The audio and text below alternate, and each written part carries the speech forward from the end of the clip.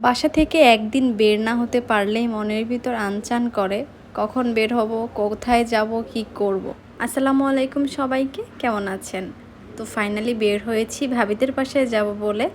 তো আমি আমার বাসা থেকে ভাবিদের বাসার গলিতে চলে এসেছি। আর এখানে আসার পর ইস্তিয়াককে কল দিলাম, তারপর ও নিচে আসলো। আসার পর আমরা এখন এখানে ফুচকা ট্রাই করব। এটা ছিল ই ব্লকের 3 নং রোড, আর 4 রাস্তার মুখেই ফুচকার স্টলটা ছিল। তো এখানে ফুচকা আমার আজকে ফার্স্ট টাইম ট্রাই করা হবে, দেখি কেমন। আর এখানে সাথে হালিম, চটপটি, ফুচকা, তারপরে চিকেন চাপ, অনেক কিছুই ছিল। তো আমরা ফুচকাটাই সিলেক্ট করেছি, ফুচকা প্রেমিক আর কি। তো এরপর ফুচকা 2 প্লেট নিলাম। আমারটা তো ঝাল ছিল, ইস্তিয়াকেও ঝাল ছিল, দুজনেই একদম পুরা ঝাল দিয়ে নিলাম। তো ফুচকাটা প্রাইস হিসেবে মোটামুটি ভালোই ছিল। এই ক্লিপটি ছিল মাগরিবের পর। দেন আমরা ফুচকাটা খেয়ে বাসায় চলে যাব।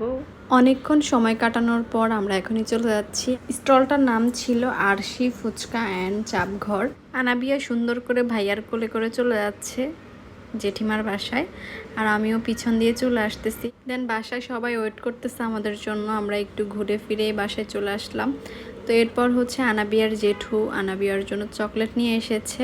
চায়না থেকে আনাবিয়ার জেঠু আনাবিয়ার জন্য চকলেট এনেছে। আর সবগুলো চকলেট পেয়ে বাবু ধরছে, ও তো আর কিছু বুঝে না। নাম ছিল আনাবিয়ার, সব খেয়ে ফেলেছি আমরা। আর চকলেটগুলো এত বেশি টেস্টি ছিল, সত্যি মনে রাখার মতো। অনেক মজা ছিল চকলেটগুলো। থ্যাংক ইউ সো মাচ ভাবি অ্যান্ড ভাইয়া এত সুন্দর চকলেট গিফট করার জন্য। তো বেশ কিছুক্ষণ আড্ডা দেওয়ার পর আনাবিয়ার পাপা চলে এসেছে। এখন আমরা বাসায় চলে যাব। এরপর বাসায় আসার সময় অনেকগুলো তরমুজ চোখের সামনে চলে আসলো। এখন আমরা দেখছি যে কোনটা নিব। এখান থেকে 1 মিনিটে 4 থেকে 5টা তরমুজ বিক্রি হয়ে গেল। আর সবগুলো তরমুজ লাল ছিল। আসলে আমরা সবসময় লাল তরমুজ দেখে কিনি, জানি না আসলে লাল তরমুজ কী দিয়ে লাল করে।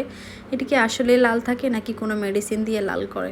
তো মোটামুটি সবগুলোতেই লাল ছিল। উনি যতগুলো তরমুজ কাটছে সবগুলো টকটকে লাল ছিল। তো এরপর সবাইকে দিয়ে দিচ্ছে। সবাই তরমুজ নেওয়ার জন্য ওয়েট করছে, ইভেন আমরাও ওয়েট করছি যে তরমুজ নিব। তো এক এক করে কেটে কেটে সবগুলো দিয়ে দিচ্ছে। আর এখান থেকে আমরা 2টা তরমুজ নিয়ে নিলাম। আমি অনেক আগে ফেসবুকে একটা ভিডিও দেখেছিলাম যে সিরিজ বা যে ইনজেকশন থাকে ওগুলোর মাধ্যমে রং দিয়ে ভিতরে মেডিসিন দিয়ে লাল করে। এমনভাবে করে যে বোঝাই যায় না, কারণ অনেক তরমুজের ভিতরে লাল থাকে, আবার অনেকগুলোতে থাকে না।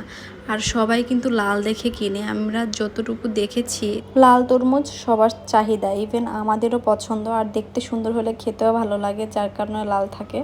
তো এই লালের মধ্যে আমার মনে হয় অনেক রহস্য আছে, যেটা আমরা সাধারণ পাবলিক জানি না। আজকের ভিডিওটা এখানেই সমাপ্ত। সবাই ভালো থাকবেন, নেক্সটে দেখা হচ্ছে। আল্লাহ হাফিজ, আসসালামু আলাইকুম।